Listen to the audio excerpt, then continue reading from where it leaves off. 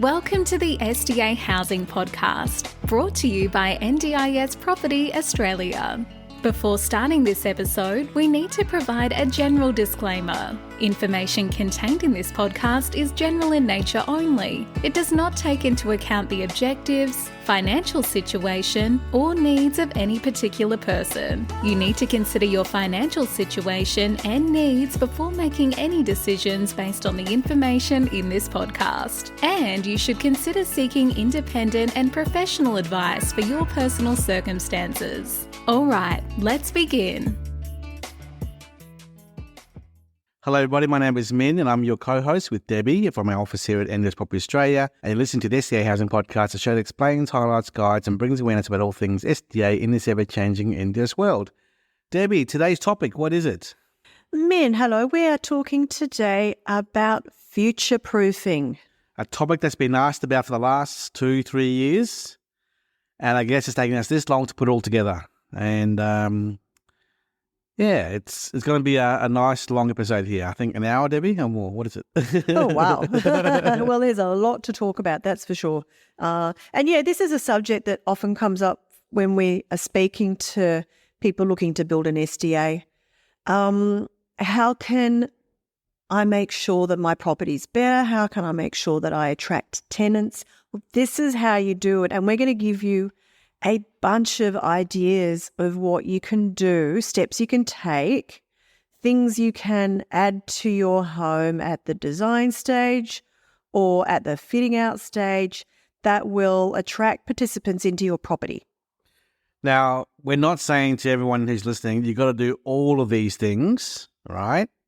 Because every house will be very much designed differently for different participants' needs.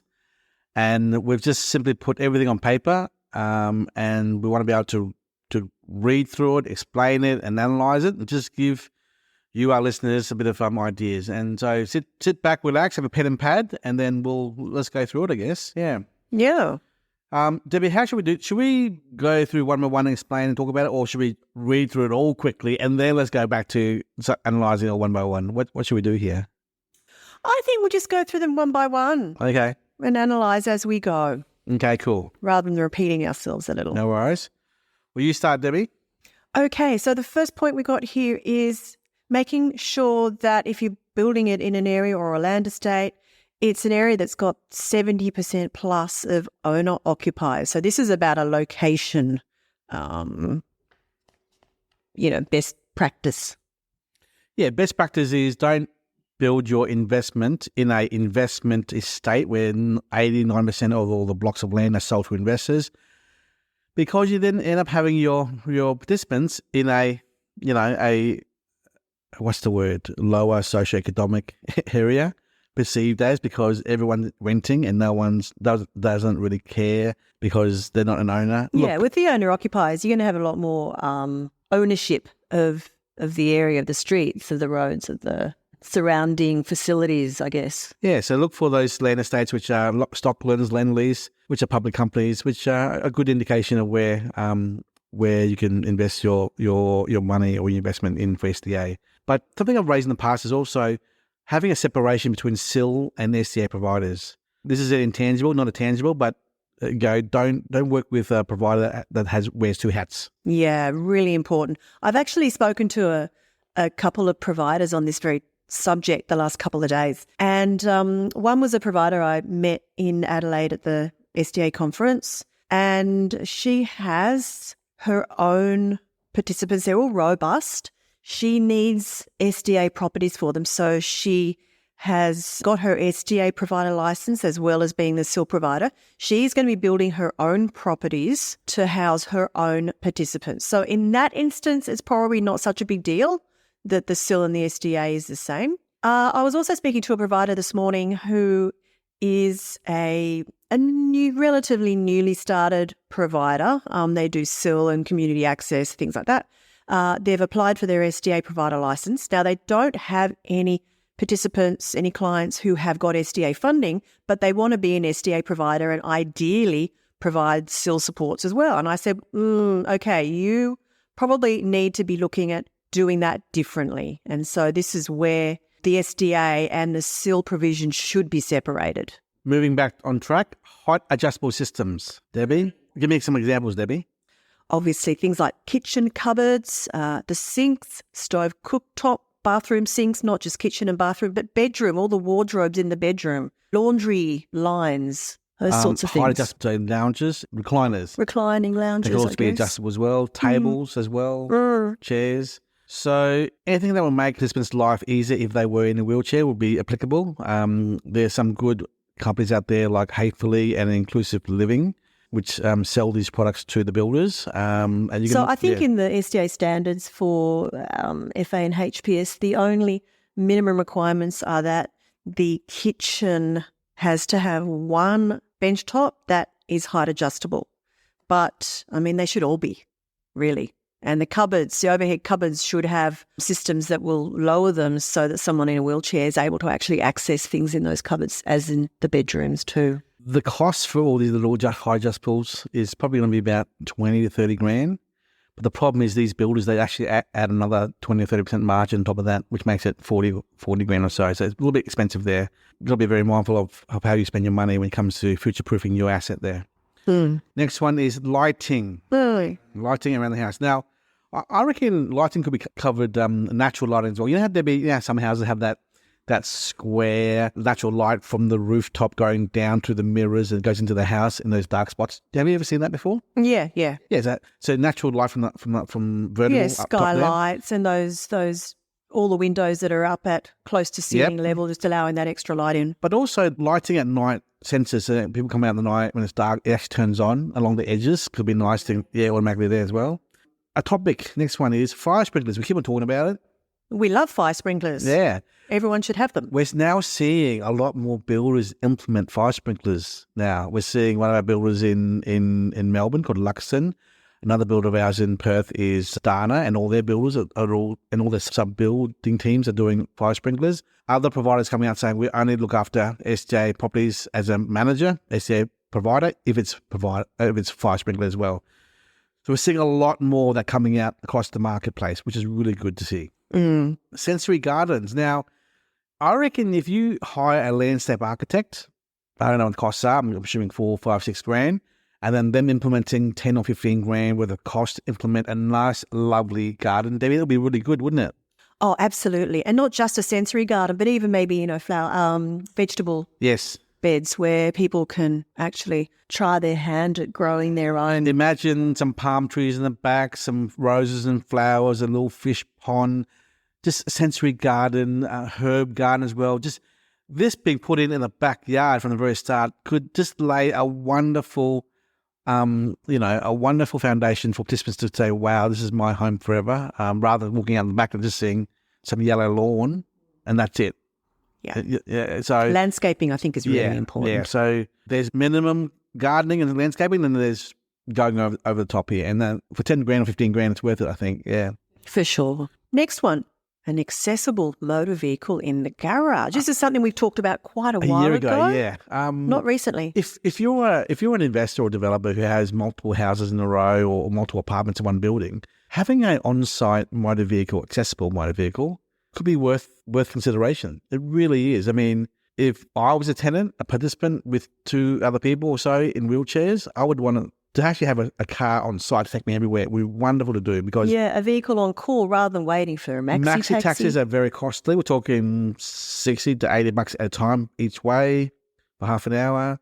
And then there's fewer maxi taxis now these days, Debbie. There's not much around out there. Yeah, so the waiting time could be hours. I've heard some shocking stories of participants being stuck on the road, not getting home because there's no way to get home. Yeah.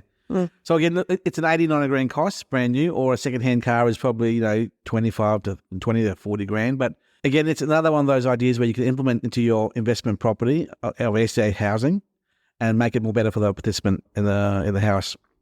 Next, private courtyards outside each bedroom. So in the past, we talked about having multiple living areas. The alternative to not being able to have multiple living areas is to actually have private courtyards outside each bedroom. That would require a sliding door, a stepless sliding door, and a private courtyard with a fence between the rooms, separating the 2 participants in their bedrooms, and having some synthetic grass there outside where that is. It's just private space, allows them to have their own privacy and their bracket area, or not bracket area, but their own little private little courtyard for themselves. And it's very rare to see this, Debbie, around other houses around Australia. I might see it once or twice a year, but it's very rare. I reckon if you actually have that design implemented for your design, it would stand out. I think it'd be a winner. Yeah, it for would be. sure, especially in the warmer states and areas where it is more of an outdoor life. Yes. Now, courtyards and sliding doors aside, emergency exit door for the carer. Now, this really only applies to the robust and maybe the Maybe IL. IL too. Because you capture a lot of robust participants who don't qualify for robust, but end up going into IELTS. Yeah, so they've still got some form of a psychosocial disability, but not enough to qualify them for robust. But they still might have episodes where a carer would like to have a bit of a safety. So exit door for the carer. Now be mindful of where that carer's bedroom is, OOA room is. I've even seen one of our previous podcast interviewees, I think it was Tina from Sydney. She talked about having a safe room, Debbie, an actual room for safety, where a carer can actually lock herself into a safe room and call for help and cannot penetrate from the outside. So that's also another idea there, emergency exit door or emergency safe room for the carer as well, a lockdown room for the carer, yeah. Moving on, with the SDA builds and designs, a lot of it is usually provision for hoist, provision for automation, provision for whatever it is, right? Future-proofing, I reckon if you're going to go do it right, don't do provision, do the whole installation. I've seen some developers out there just install it at their cost. So the way people normally do it is they get the provisions installed for the hoist, for example, but they don't buy the hoist. And then when participants are qualified and about to move into the house, maybe a month or so prior to moving in, the providers will then apply to the NDIA for funding to purchase the hoist and install it in properly. So rather than having provision, having full installation, that's just a quicker way to get it done. Certainly, if not the hoist, which not every participant is necessarily going to need, automation for automatic doors and windows and blinds. I think those are things that would really be helpful as standard, not as just having the provision there. Another one is extra storage space. No one really talks about this, Debbie. Extra storage is very important. Most of the time you see these houses, these FA and HBS houses, using the garage as the storage. Okay? Now, granted, there may be a extra large garage for 2 vehicles, but only one vehicle parks there, another other half is being used as storage. That's storage inside the garage. What about storage inside the house? If you can find wasted space being used as storage itself, it'd be great to see the designer or their builder looking at wasted space as actual storage cupboards in the house. Yeah, storage cupboards with electrical points, of course, because some of this equipment will need charging or plugging in. Yeah, butler's pantry, extra linen cupboards, storage for wheelchairs, just extra storage, this kind of stuff, yeah. OOA office. Yes. Well, we always know that there's an OOA office in virtually every property. But that is seen as an OOA bedroom. I'm talking about an OOA office on top of the OOA bedroom. Exactly. So in this new world or day and age of mental health, mental awareness, again, Tina from our previous podcast a year ago said it's good to actually have an office by itself where the carer is not the OOA, it's the carer, support worker who actually has their own desk and their own filing cabinet and their own space to actually have meetings and with the participants and with families to talk about their work. This is their workplace, Debbie, not a home to sleep in. They don't use OOA to sleep in. It's their workplace. So having an OOA office and an OOA bedroom is ideal, future-proof. It allows the support services to actually run their business properly on site, okay? Because you might have a 4-bedroom, 4-bathroom house, HBS.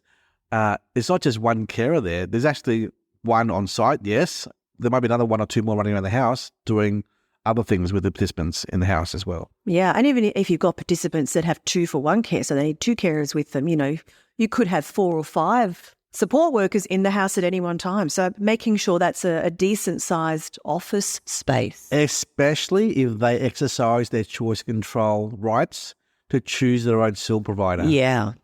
So you may have a on-site care provider, a SIL provider on-site for the OOA, but the other may have one other participants say, no, I'm choosing my own provider. And they're going to be on-site as well. So 2 different providers on-site in the house. This is where the OOA office and the OOA bedroom does become beneficial for the people in the house, Debbie. Yeah. So you're actually not just speaking to the participants going to be living in the house and attracting the participants, you're also going to be attracting the better SIL providers if you offer better facilities, which is their workplace environment.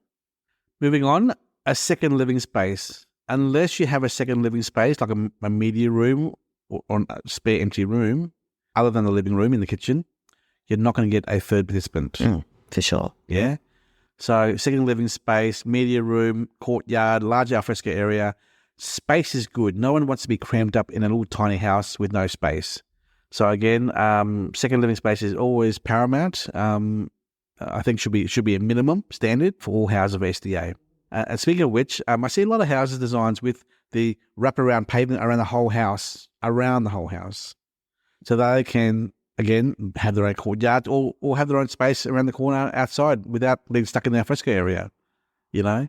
It's just, I've seen a lot and it's good to see that because, again, let's assuming wheelchair participants here, which half of them are, Debbie, wheelchair participants, they can't go on grass.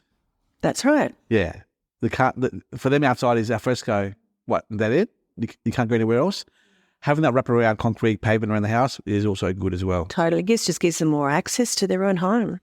Accessibility from the front to the side as well, around the back. It's just better for everyone, yeah. Moving on, internet hub system to be inside the OOA office or bedroom. Yeah. Lee, this is part of HPS inclusions. So in our world, Debbie, in our normal world, you or me, we have a little Optus, portable device sitting on our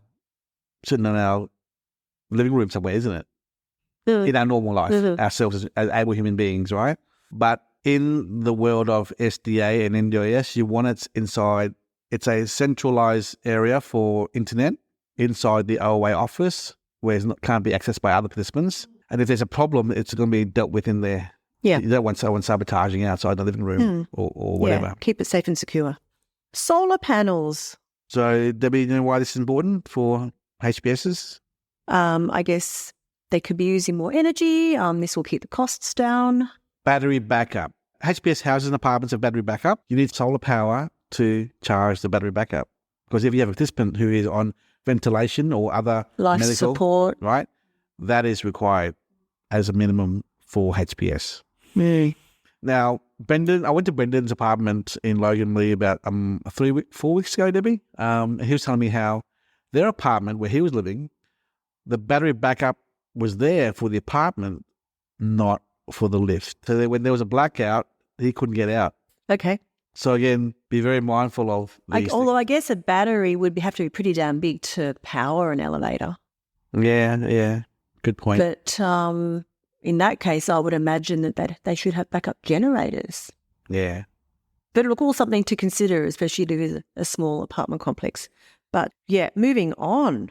This is an interesting one. I threw this in because I've seen it in another development in Melbourne. Now, is it really future-proofing? First of all, is future-proofing a physical tangible or is it other little things, Debbie? It could be anything. I think it could be anything. Well, anyway, I threw this in. That will attract participants to stay for life. Well, in that case, don't charge RRC. Yeah. Think about that for a second. What is RRC, firstly? Reasonable rent contribution, which is about $10,000 a year, which is a quarter, the Commonwealth Rent Assistance, plus a quarter of their pension, their disability pension. What is that to be about $10,500 a year? 10,900, I think, 10,900. If you charge that money, that's from their pocket.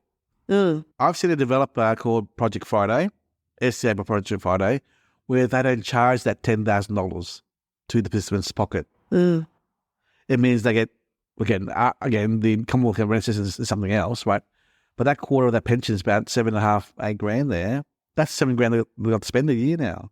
So don't charge it. Make them want to stay there. Especially now that the SDA incomes have gone up so much. If you can afford to not charge that little bit extra, then that's going to make a big difference to participants' bottom line. Yeah. Hydrotherapy pool. We have one of those houses being built in Marsden in Brisbane here, and it's almost finished in the next 2 months.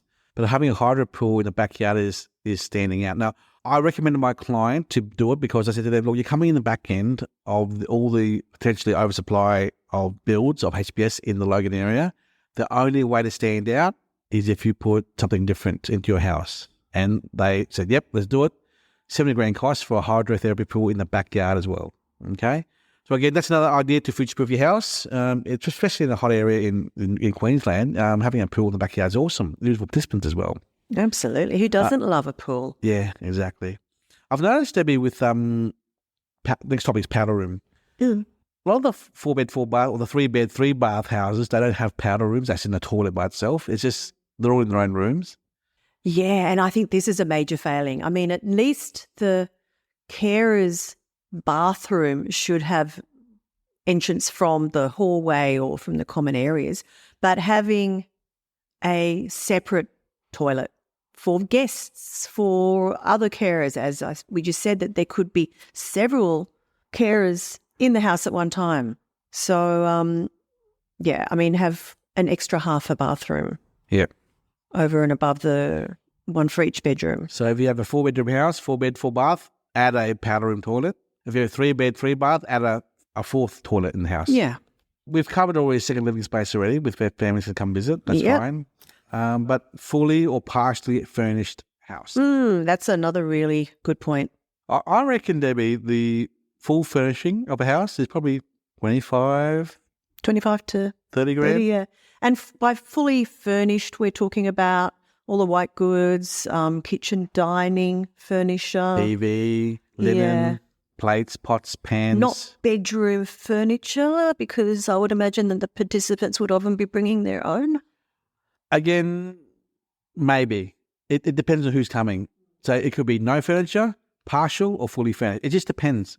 You don't know who's coming in at all. So again, if you want to go all out and make it a dream home for someone, and they actually have nothing, they have nothing at all, sure, go for it. Go nuts. Yeah, but at least do a partial furnish for your white goods and your common areas. Yes.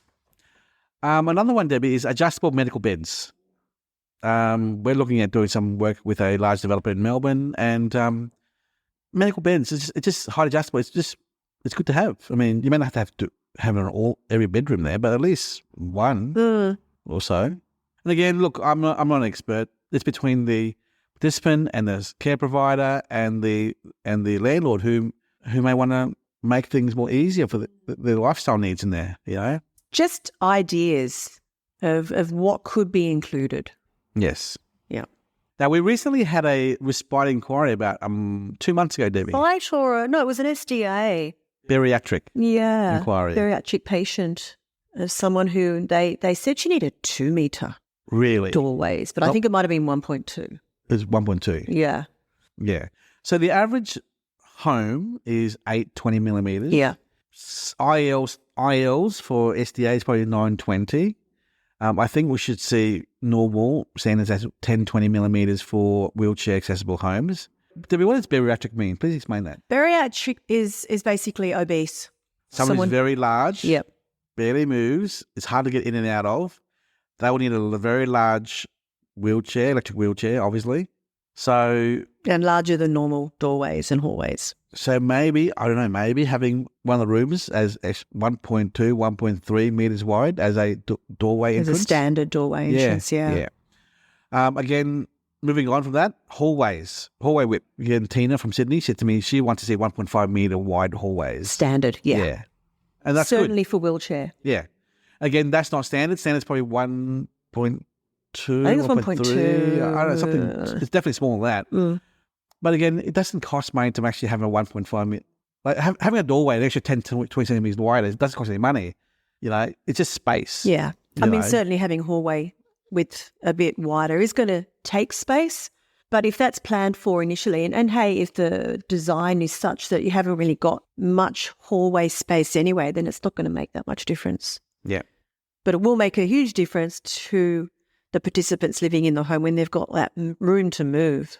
Let's be honest, making a doorway from 920 to 1020 to whatever, it doesn't cost any more money to make a wider doorway. So you might as well do it. Or minimal anyway, if you're looking at the size of the actual... the carpenter, the chippy, the builder, ain't going to charge you an arm and a leg to make it an extra 10 centimetres wider. They're not. You might as well do it, because as we said, you're going to get sometimes participants who are wheelchair bound and don't have fully accessible HPS funding, but only get IL funding, right? And if that's the case, you want to make sure that the doorway entrance and maybe the bathroom is slightly bigger and larger.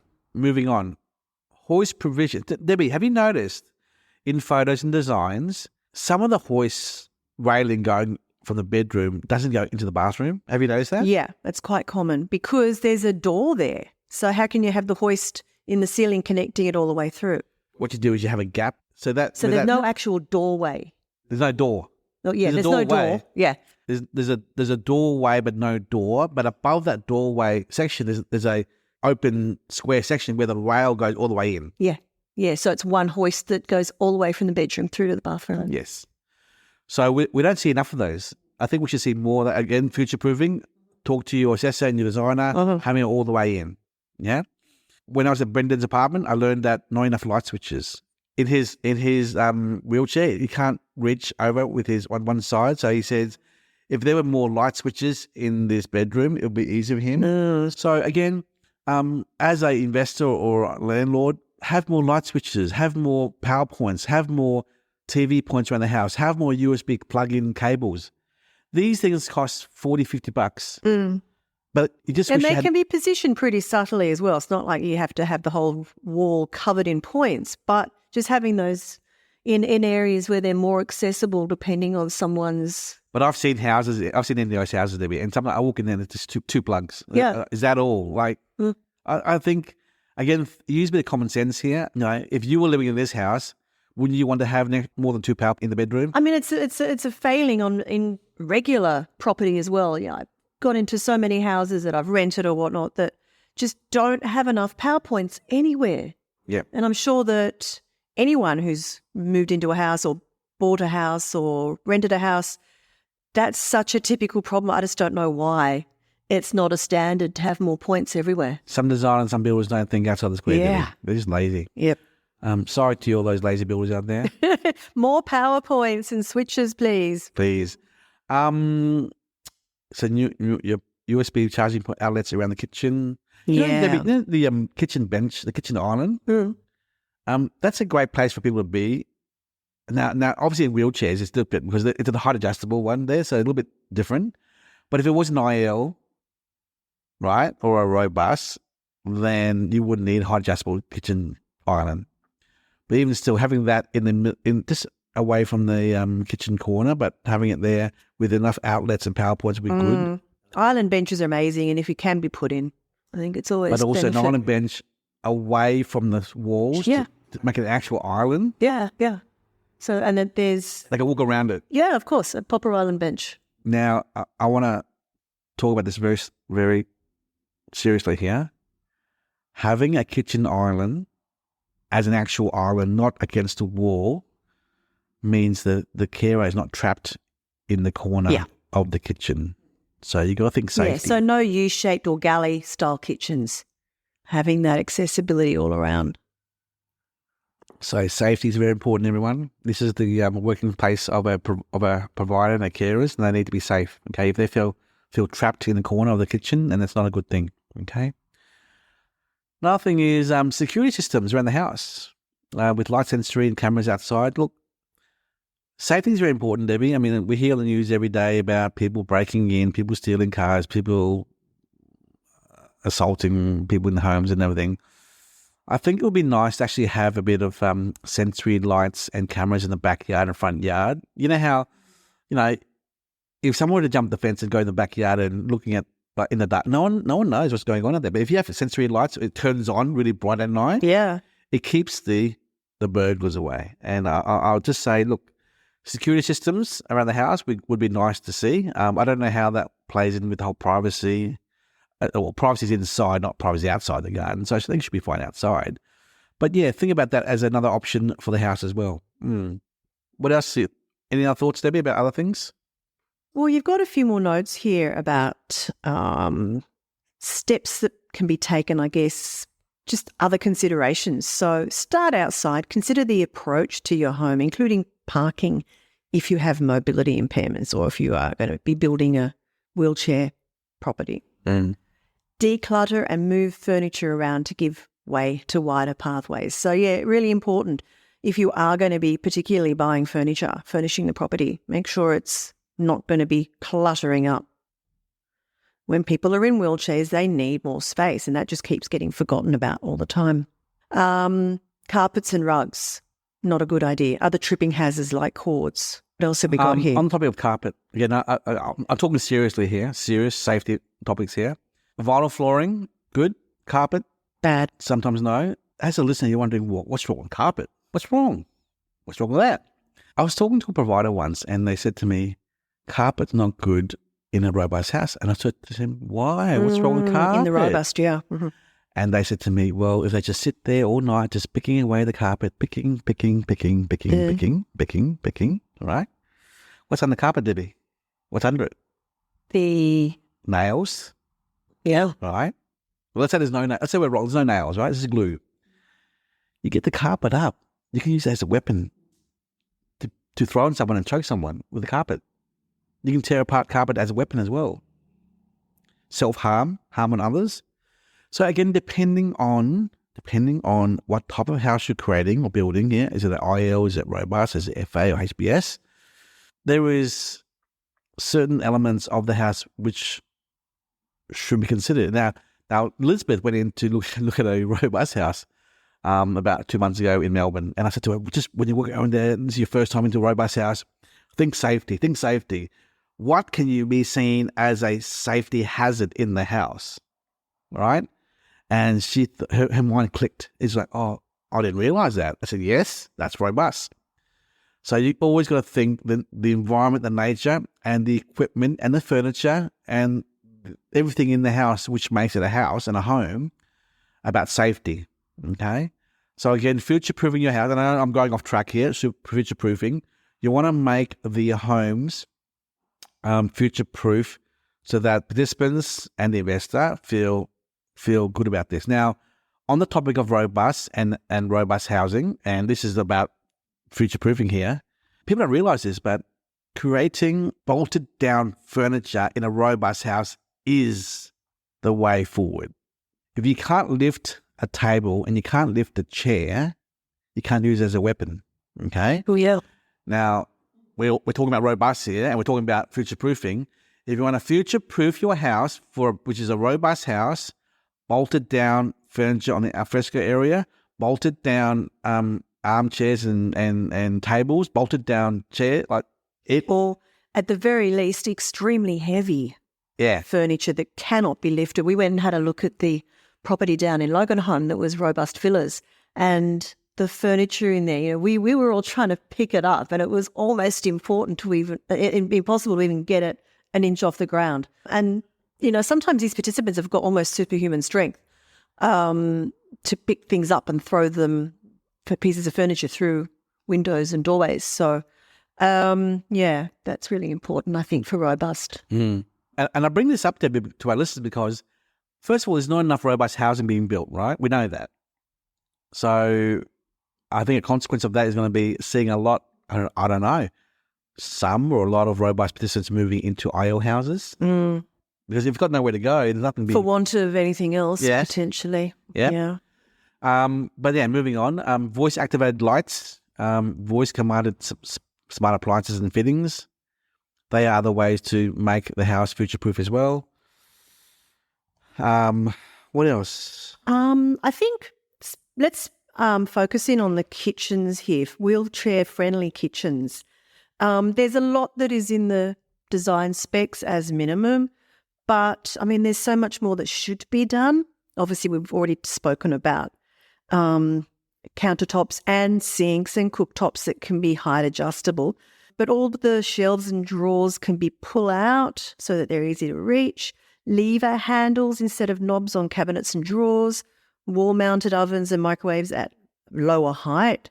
A side-by-side refrigerator with a pull-out drawer at the freezer drawer at the bottom. We've got here a cooktop with front controls and a downdraft ventilation system. A single-handed faucet with a pull-out sprayer. Task lighting under cabinets to provide better visibility. And, of course, non-slip flooring, which I think is standard anyway. Another one is elevators, Debbie. Elevator lifts in a house. Now, if you're building on a small block to be a double-story house and participants want to live in a double-story house with separate living areas, having a elevator lift in a house is quite a unique design. Yeah. That costs about 80 to 100 grand to install. It'd be wonders for a participant to actually live in the house where they can go up and down, drive their own car because of the lift. Yeah. It's very rare to see, but I've heard of some of them. Yeah. We were talking about plans at the conference last week in Adelaide where there were houses with lifts, elevators inside. Yep. So, there's some ideas there for now. What else is there? Participants who are wheelchair bound, they'll spend a lot of time around the kitchen, Debbie. Just, again, I'm sure these following comments I'm going to make now are already part of the designs with builders who are already thinking outside the square. But let me just read through it just to give some ideas here. Designing a wheelchair-friendly kitchen requires careful planning and consideration of the user's needs. Here are some ideas for a wheelchair-friendly kitchen. Okay? And this may be applicable to be done for an IO house as well. Number 1, lower countertops and sinks to allow for easier access. Number 2, install pull-out shelves and drawers to make it easier to reach items. Number 3, use lever handles instead of knobs on cabinets and drawers. 4, install a wall-mounted oven and a microwave at a lower height. 5, use a side-by-side refrigerator with a pull-out freezer drawer at the bottom. 6, install a cooktop with front controls and a downdraft ventilation system.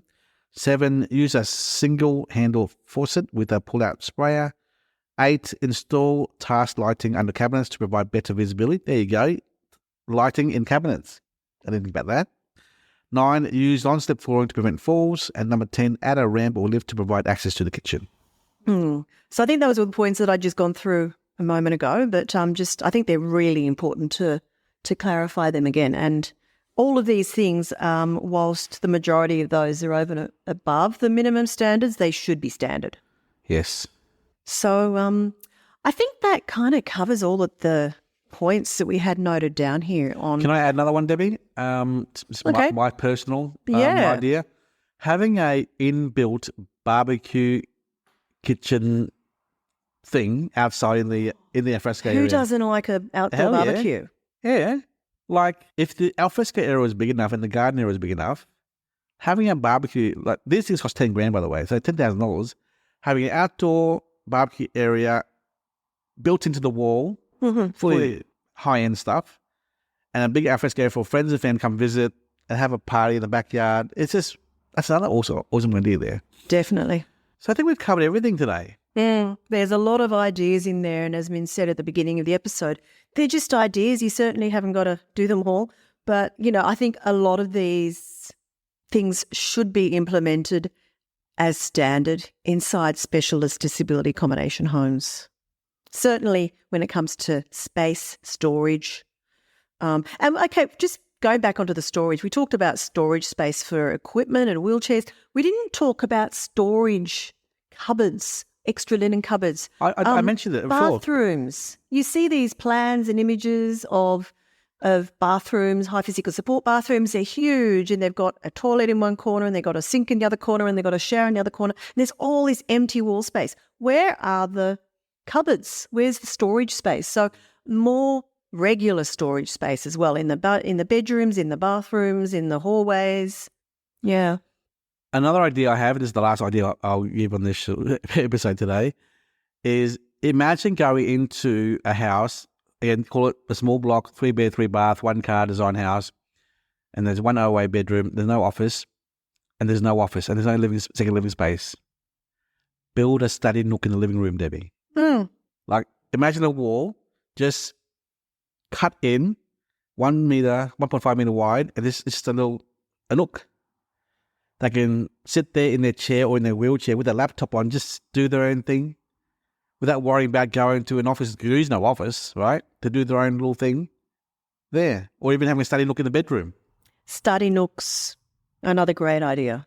It shouldn't cost that much, maybe $500 to do it. But if you do these little designs and implement all these furnitures and ideas into this SDA house that you are buying and investing up to $1 million here, it's just an extra. If your budget's 50, do it right. Yeah, and you will attract the participants, and you'll attract the participants that want to stay there for life. So imagine it was your house. Imagine you're living in there. What features and facilities would you want? Just because they're a disabled person with a disability doesn't mean that they don't want the same things. So I guess that's what it really comes down to. My advice to all the listeners here is, for every month that your house is empty, you've just lost $15,000, $14,000, $13,000 a month, all right? So we know, let's say this, we know this for a fact, Debbie, the average time it takes to fill up an SDA dwelling is 6 months, right?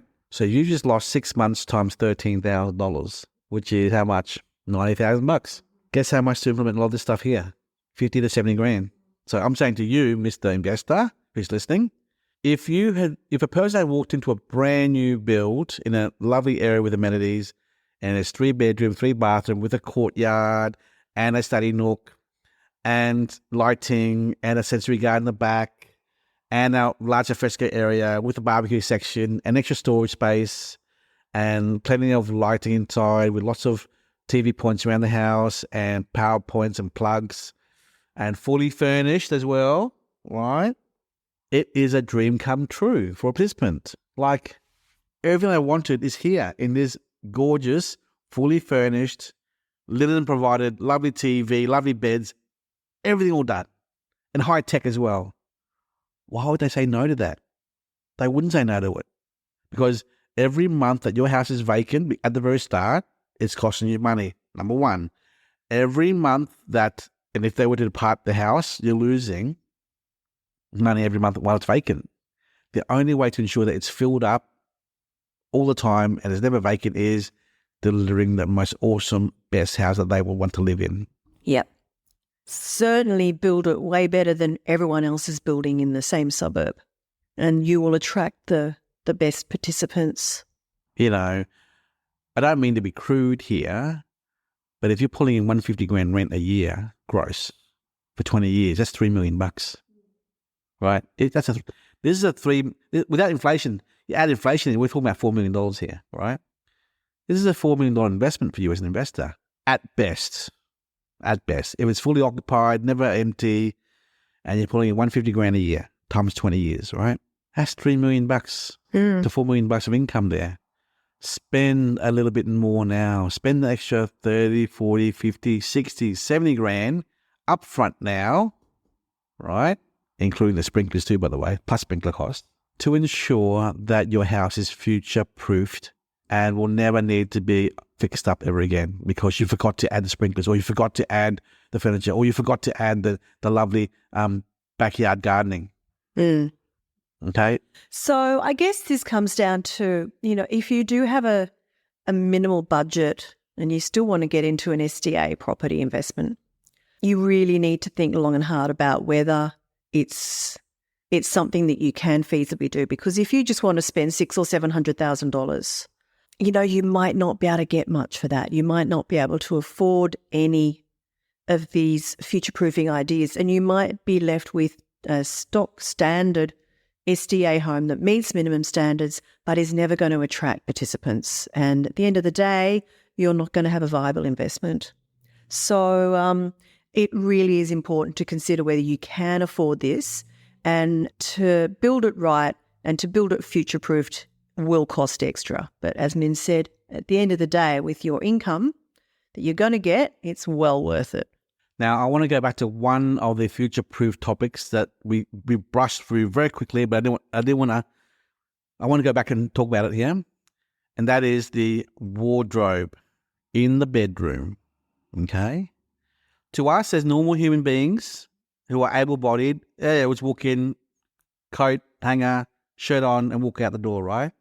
But if you're in a wheelchair, fully accessible, you're sitting there in your wheelchair and you're looking up at this cupboard, high up there, and all your clothes are on there, and you can't even reach to get it. It's a shitty kind of lifestyle you're living. You can't even reach to get your own basic clothes on, right? So having that adjustable height system where you press a button, beep, down, you pull your shirt off, put it on, beep, up it goes, mate. That should be standard. Yeah, and it's not. Yeah. No one does it.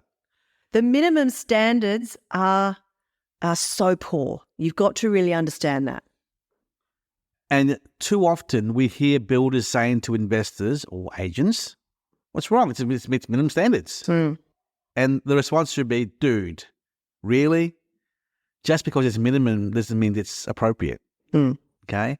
And if you're talking to a builder who's going to give you that kind of attitude, now, before the build even starts, how are they even going to handle your objections and concerns about warranties and defects in a year's time or 5 years' time down the track? So you want to work with people, be it builders, designers, providers, who are collaborating and talking to you and being just sharing the love, you know? It's just important for you all to work together as an investor and a builder and a provider with the participants to make them happy, okay? Yeah.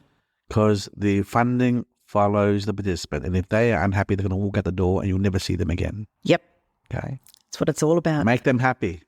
Well, I think that we've covered it, Min. I think that hopefully has given you some really good ideas as to various features that you can consider, that you should consider as minimum, above the minimum standards, and also lots of other additional add-ons that can really attract good long-term tenants as participants in your SDA home.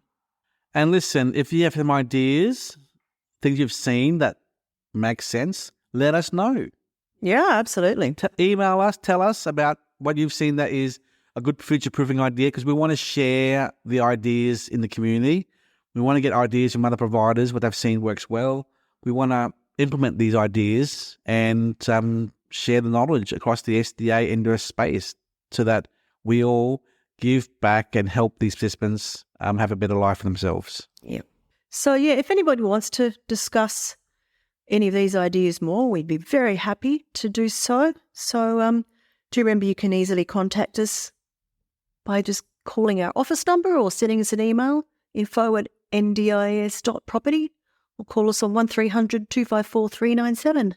Thank you very much, everyone. Bye. We hope you enjoyed this episode. Please make sure you are subscribed and following us so you can keep in the loop with all of our upcoming episodes. We would really appreciate it if you could leave us a 5-star rating, a written review, and to share this podcast with those that could benefit. Until next time, catch you on the next episode.